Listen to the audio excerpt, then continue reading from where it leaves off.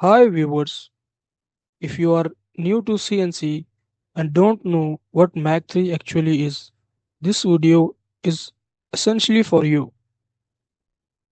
What is Mach3? Mach3 is a CNC control software.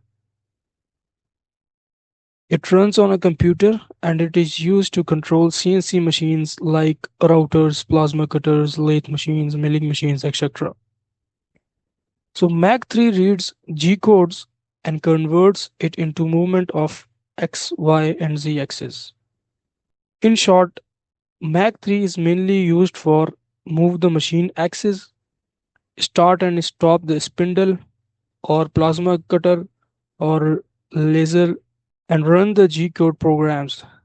This means Mach3 is responsible for machine motion and execution.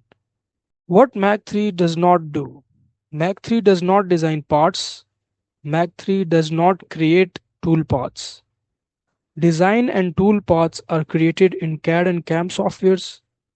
Mach3 only runs the machine using those files. Where Mach3 fits in CNC workflow. The CNC workflow is very simple. First, design the part using any CAD software. Second, create tool paths using any CAM software. Third, run the job in Mach3.